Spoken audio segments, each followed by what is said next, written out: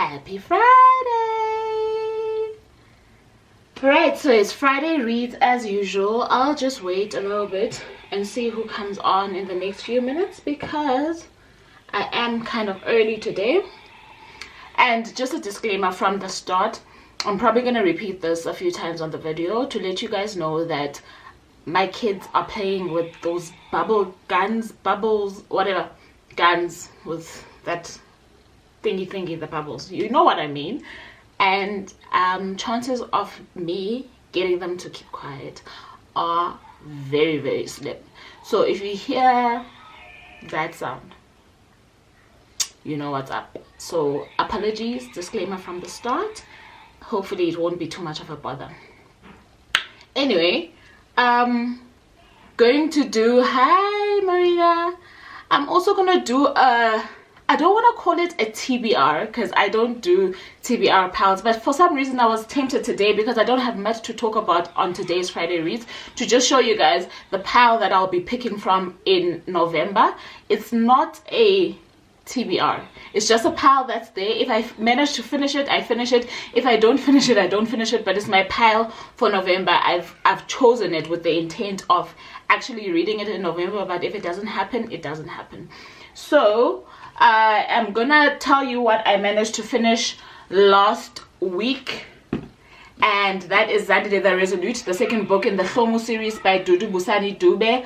I absolutely love the series. I am falling in love with the characters and the story. I updated the other day that the only reason why we feel the way that we feel about this series or about Dudu's work is because she puts us through all kinds of emotions. One page you're feeling happy, the next you're feeling in love, the next you're feeling angry, the next you're just so sad and broken. It's just so many things that happen in just like one book. Like I'm saying, this is the second book in the series, and I think there's 6 in total. So that's why I think everybody is in love with this, because of the emotions that it pulls out of you. I really loved this one. It was another 4.5 out of 5 stars for me.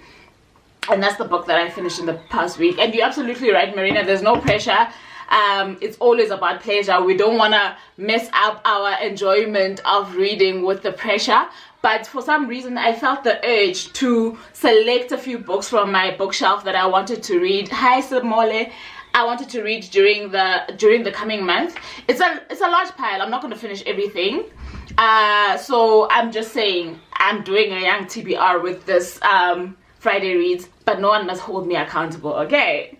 So like I'm saying, I finished Zandile The Resolute. It was a 4.5 stars out of 5 for me. Absolutely loved it. I am still finishing off Chigozie Obioma's The Fisherman. If you guys saw my poster a few weeks back, I think, or a week ago, I'm having a conversation with Chigozie tomorrow evening at 8 p.m. South African time. I think he is in Nigeria. I think for him it's 7 p.m.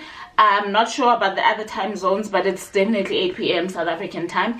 If you can tune in, it will be over on my YouTube, and we will be discussing this book and other things. So if you are available, please do tune in. I'm absolutely loving this one. It does have a sense of heaviness and foreboding and the sense of something sad looming in the horizon, which is actually getting to me. I don't want to lie to you because I'm not somebody who knows how to deal well with anxiety, so suspense is not something that I deal with very well, but I'm loving the themes that he's covering on this one so far. I am not too far in. I've got about 200 pages left, so that means a girl ain't sleeping today. But I'm absolutely loving it. It's worth it. I don't mind. Fridays, I usually give myself free reign when it comes to reading. So I am excited for this one. That's what I'll be picking up today and tomorrow, finishing off. I also want to finish off Heavy because I did put it aside for a very long time. I think I mentioned it to you guys about 3 weeks ago. I didn't pick it up since then. I'm only like 80 pages into the book. So I do want to finish it off this weekend as well. So Sunday I want this one to be out of the way so that I can start November on a clean slate. So I can't wait for that. Yes, you're absolutely right. Let me call it a pile of possibilities. So let me show you guys, because I'm excited about this pile for some reason. I'm really excited about it. And I've already reached my reading goal for the year, by the way, because I had aimed to read 30 books. So I'm already on 31 books. So I think I don't want to lose my momentum because I'm really having fun with the books that I've selected this year. So it's really giving me a lot of positive vibes, so I don't want to let it go. And especially because I know December is downtime for me. I hardly read in December because it's me, the kids, my dad, all the way in the Eastern Cape, my siblings, family time, and we haven't seen the family all throughout the year because of the coronavirus. So I know that we won't have time for anything this coming December. So I don't want to lose the momentum for November because I know I won't be reading much in December. Anyway, my possibility pile. I'm gonna start with the books that I want to theme for what's this? Non-fiction November, because I do want to do a bit of that. It's not gonna be a lot, but it's a bit. Yeah. So it's only 3 books that I'm gonna choose. I want to read this tiny little one. This is Dear Joelle by Chimamanda Ngozi Adichie. I think this is the one. I don't know if you guys can see it here. I think this is the one that she based a famous speech on, the feminism speech on. So it is quite a short one. I think I will open November with this one. And then I got sent this book by, I want to say it was NB Publishers.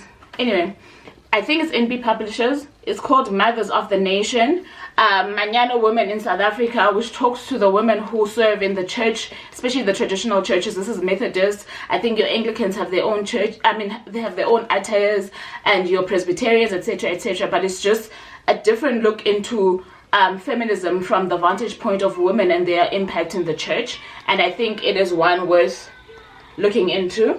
So that's the second non-fiction that I want to get into. I did start a Quirky Guide to Having Great Sex by Tiffany Mugo. I didn't finish it. I was at the very beginning. I'm at like 29 pages. I do want to finish that for non-fiction November. So those are the 3 non-fiction books that I want to touch. This baby over here needs to go. I need to finish this in 2020. So this one I'm still listening to via audio, but I don't have any passion towards it, if you get what I'm trying to say. I love the story, I loved the series, same old thing that I keep telling you guys, but for some reason I'm not getting into the book. But I really don't want it to hang over my head in 2021. I need to leave it here in 2020. So that's the one book that is hanging that I need to finish. So then I'm getting into book 3 of the Hlomo series in November.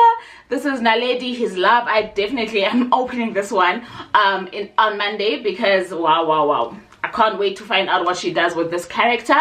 So I am not going to play around with that. I'm definitely opening it up from the start. And then I want to get into the Sun by Takalani M. This one was also sent to me by NB Publishers. And I've heard great things about Takalani M. I haven't read from her ever.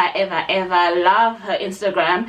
And I've heard great things about her trilogy and as well as about this book. I think this one is a standalone if I'm not mistaken. So I'd love to get into this one in November as well. And then me and the reading group that me and Simole are in are reading Patsy in November, and I've heard great things about Patsy, so I can't wait to open this either. So these are really books that I'm very excited about. I don't know how I'm gonna do it. I really don't know.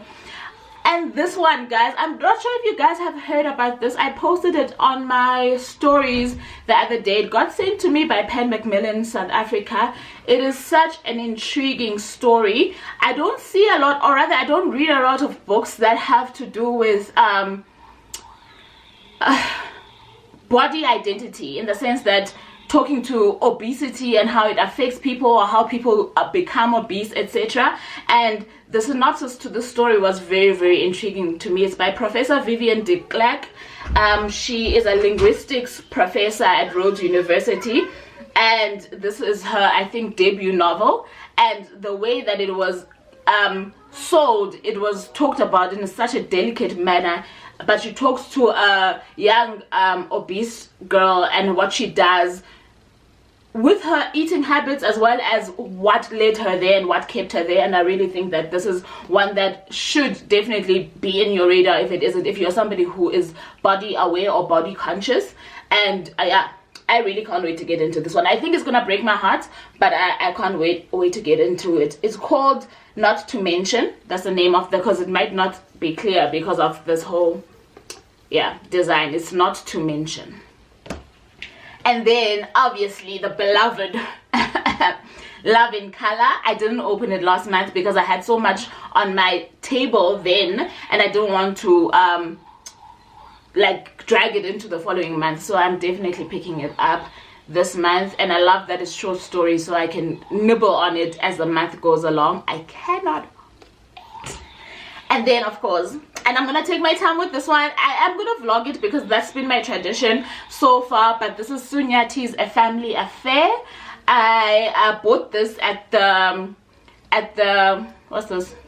launch, and Pan Macmillan also sent me a copy, which I'm giving away to somebody who has already who's already waiting for it with bated breath. But I cannot wait to get into this one. And